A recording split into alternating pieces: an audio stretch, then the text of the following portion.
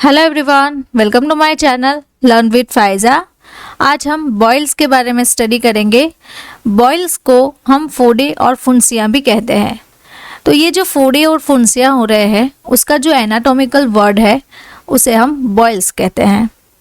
तो ये जो बॉयल्स है, ये जो फोड़े फुंसियाँ हैं वो ज़्यादातर अक्सर गर्मियों की सीज़न में होते रहते हैं। तो इस फोड़े और फुंसी के लिए क्या किया जाए? ये जो फोड़े फुंसी है उसे हम बाल तोड़ भी कहते हैं। ये जो बाल तोड़ का प्रॉब्लम है, आप यहाँ पे देख रहे हैं कि ये जो पूरी स्किन का एरिया है वहाँ पे छोटे छोटे हेयर फॉलिकल्स हैं। अब ये जो हेयर फॉलिकल्स जड़ से टूट जाते हैं तब हमें बॉयल्स का फॉर्मेशन होता है। तो अब ये जो फोड़े और फुंसियाँ हो रहे हैं तो उसको सिखाने के लिए हमें क्या करना चाहिए, इसका हमें प्रॉपर जो ट्रीटमेंट है, जो प्रॉपर इलाज है वो हम कैसे कर सकते हैं। तो इसके बारे में हमारा आज का डिटेल वीडियो लेक्चर रहेगा, तो आप लास्ट तक बने रहिए जिससे कि आपको बॉयल्स के बारे में प्रॉपर जानकारी मिले और आपको जो फोड़े और फुंसियाँ हो रही है उसे सुखाने के लिए प्रॉपर ट्रीटमेंट मिलेगी। तो चलिए देखते हैं कि आज हम क्या क्या सीखेंगे। सबसे पहले बॉयल्स के बारे में सीखेंगे, देन उसके कॉजेज़ क्या है, किस कारण से हो सकता है, सिम्टम्स क्या है और उसके लक्षण क्या दिखाई देते हैं कि हमें पता चले कि ये बॉयल्स ही है। देन डायग्नोसिस के बारे में देखेंगे and last one is treatment, यानी कि उसकी प्रॉपर मेडिकेशन क्या है, क्या दवाइयाँ ले सकते हैं। तो चलिए सबसे पहले हम यहाँ पे देखते हैं कि बॉयल्स के बारे में अगर हम देखें तो बॉयल्स एक ऐसा स्किन कंडीशंस है जो कि स्किन के कांटेक्ट में जो इन्फेक्शन हो रहा है उसके कारण होता है। अब ये जो आप यहाँ पे देख रहे हैं कि ये हेयर फॉलिकल है एक, ये डर्मिस के पार्ट से स्टार्ट होता है। यहाँ का ये जो पूरा पोर्शन है वो एपिडर्मिस का है। देन यहाँ से ये डर्मिस का पोर्शन स्टार्ट होता है एंड देन हाइपोडर्मिस। तो डर्मिस के पार्ट से हेयर फॉलिकल जो है वो स्टार्ट होता है, उसे हम स्टेज 1 कहते हैं। तो ये जो डेब्रिस है वो डेब्रिस कहाँ से स्टार्ट होगा, to accumulate around the hair follicle. तो ये जो हेयर फॉलिकल आपको दिख रहा है उसके अराउंड हमें क्या दिखता है कि ऑयल ग्लैंड। तो ऑयल ग्लैंड कहाँ पे है, जहाँ पे हेयर फॉलिकल रहेगा वहाँ पे ऑयल ग्लैंड यानी कि सिबासियस ग्लैंड। तो सिबासियस ग्लैंड का काम क्या है, ऑयल को सिक्रेट करना। ऑयल को एनाटॉमिकल वर्ड में हम सिबम भी कहते हैं। तो सिबम का सिक्रेशन करना। अब ये जो सिबम आ रहा है आप स्टेज 2 में देख सकते हैं, यहाँ पे छोटे छोटे पोर्सेस है। तो इस पोर्स के थ्रू हमारा बॉडी में से जो ऑयल का सिक्रेशन हो रहा है वो बाहर आएगा। अब ये जो ऑयल है वो बाहर नहीं आ रहा है तो उसके कारण क्या होगा कि ये जो पोर्स है वो ब्लॉक हो जाते हैं। पोर्स को ब्लॉक होने से ये ऑयल हमारे हेयर फॉलिकल में जमा होता रहता है। तो उसमें क्या होगा कि debris spread further into the skin. तो ये जो ऑयल था वो स्किन के अंदर ही रहेगा, बाहर नहीं आ पाएगा। देन स्टेज 3 में क्या होता है, तो चलिए देखते हैं।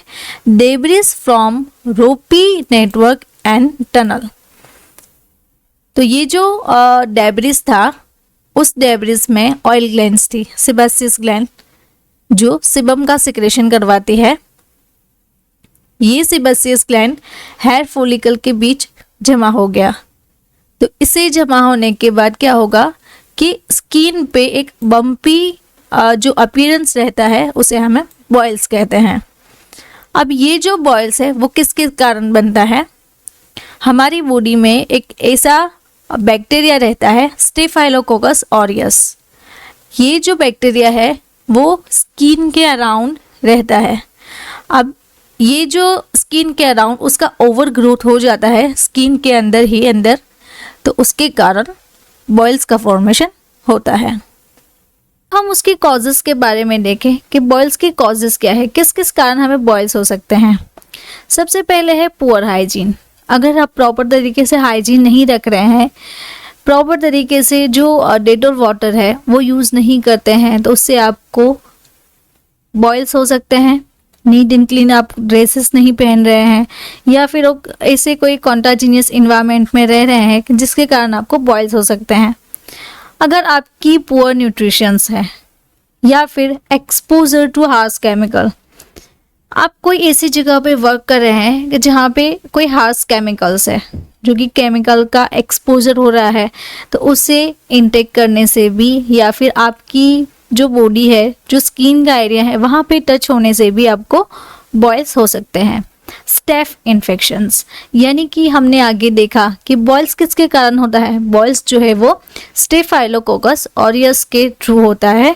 तो ये जो स्टेफ इन्फेक्शन है, उस इन्फेक्शन में स्टेफाइलोकोकस इन्फेक्शन अगर आपको होता है तो हो सकता है। अगर आप ओबेसिटी है आपको, देन आपकी इम्यूनिटी वीक है। अगर इम्यूनिटी वीक होगी तो हमारी बॉडी में जब WBC सेल्स है वो उसके अगेंस्ट फाइट नहीं करेंगे। देन अगर आपको स्किन इन्फेक्शंस रहते हैं, बार बार आपको स्किन इन्फेक्शन होते रहते हैं, तो आपको बॉयल्स जो है वो हो सकता है। वीडियो के बीच में मैं आपको बताना चाहती हूँ कि हमारा एक ह्यूमन एनाटॉमी एंड फिजियोलॉजी का कोर्स है, जिसकी लिंक मैं आपको डिस्क्रिप्शन बॉक्स में दे दूंगी, तो आप वहां से जाके डायरेक्टली हमारा जो कोर्स है वो एक्सेस कर सकते हैं। नाउ अब हम हमारे टॉपिक पे वापस से आते हैं कि बॉयल के सिम्टम्स क्या हैं, कैसे पता चलेगा कि हमें ये जो हुआ है वो बॉयल्स ही है। तो सबसे पहले ये जो बॉयल्स हो रहा है वो पेनफुल रहेगा, आपको पेन आना स्टार्ट होगा। अब ये जो पेनफुल बॉयल्स हो रहे हैं उसके साथ पस फॉर्मेशन होगा। देन ये जो पस फॉर्मेशन जमा हो रहा है, बॉयल्स उसकी साइज में ग्रो करेगा। देन ये जो है वो एक जगह से दूसरी जगह तक फैल सकता है। उसमें येलो और वाइट जो है वो सेंटर का पार्ट रहता है। आप यहाँ पे देख रहे हैं कि ये जो पार्ट है ये अभी सूख गया है, लेकिन ये जो नहीं सूखेगा तब येलो और वाइट पोर्शन जो है वो सेंटर में रहता है, लाइक अ पिंपल। और रेडिश और पर्पलिश इन कलर, आप देख रहे हैं यहाँ पे ये जो है वो रेडिश पर्पलिश कलर है। तो ये भी एक आइडेंटिफिकेशन है बॉयल्स की, इससे भी पता चल सकता है कि हमें बॉयल्स है। Swell on skin around the bump, आप देख रहे हैं यहाँ पे ये जो छोटा बम्प हुआ है उसके अराउंड कितनी रेडनेस हो गई है, कितनी जो स्किन है वो स्वेल ऑन हो गई है। तो ये जो सारे हैं वो उसके सिम्टम्स हैं।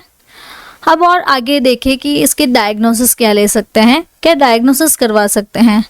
Boils by looking at your skin, ये जो बॉयल्स है सबसे पहले आपकी स्किन पे दिखते हैं। तो विजुअलाइजेशन से हमें पता चल सकता है कि एक बॉयल्स है। और अगर उसमें पस फॉर्मेशन हुआ तो पस फॉर्मेशन को एनालिसिस में लैब टेस्ट करवाया जाता है, सैंपल लेके। किसका सैंपल? पस का सैंपल लेके। Then after that blood sample लेते हैं एंड ब्लड टेस्ट करते हैं। तो ये जो है वो उसके डायग्नोसिस हो गए। देन अगर हम होम केयर के बारे में देखें कि ट्रीटमेंट ऑप्शन में होम केयर में हम क्या ले सकते हैं, कौन कौन सी होम केयर रेमेडीज हैं। सबसे पहले हमें हमारी जो बॉडी है वो रेगुलर वॉश करनी चाहिए। एंटीबैक्टीरियल जो शॉप्स अवेलेबल है मार्केट में उससे नहाना चाहिए। अगर आप किसी को आपके जो क्लोथ्स हैं, जो कपड़े हैं वो शेयर कर रहे हैं तो आपको नहीं करना चाहिए, उसके कारण स्टेफाइलोकोकस का जो बैक्टीरिया था वो ट्रांसमिटेड होने के चांसेस बढ़ जाते हैं। Then place a clean warm moist cloth on boil several times a day, आप दिन में 4 से 5 बार जो आपके बॉयल्स है वहाँ पे neat and clean and warm cloth का यूज़ कर सकते हैं, जिससे कि आपको जो स्वेलिंग हो रही है वो जो स्वेलिंग है वो कम हो जाए, सूजन कम हो जाए। और आप वहाँ पे टर्मरिक यूज़ कर सकते हैं। टर्मरिक में कुरक्यूमिन जो एक्टिव कंस्टिट्यूएंट आता है, ये जो एक्टिव कंस्टिट्यूएंट है कुरक्यूमिन, उसमें antibacterial and anti inflammatory property होती है। तो आपको जो बॉयल्स हो रहे हैं उसमें बैक्टीरिया का ग्रोथ स्टॉप करेगा एंड आपको जो इन्फ्लेमेशन हुआ है, जो पेन हो रहा है, वो उसे इनहिबिट करता है। नाउ और भी हम देखें तो आप कैस्टर ऑयल भी यूज़ कर सकते हैं। कैस्टर ऑयल में भी एंटी इन्फ्लेमेटरी प्रॉपर्टीज़ है। तो आपको जहाँ जहाँ पे बॉयल्स हुए हैं वहाँ पे आप कैस्टर ऑयल लगा सकते हैं। उसके बाद है टी ट्री ऑयल, उसकी जो प्रॉपर्टी है एंटीबैक्टीरियल एंड एंटीसेप्टिक की है, तो ये ऑयल भी आप अपने बॉयल्स पे लगा सकते हैं।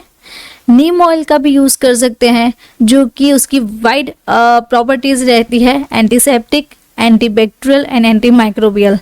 तो ये जो नीम ऑयल है वो भी आप अपने जो बॉयल्स है डायरेक्टली वहाँ पे यूज़ कर सकते हैं।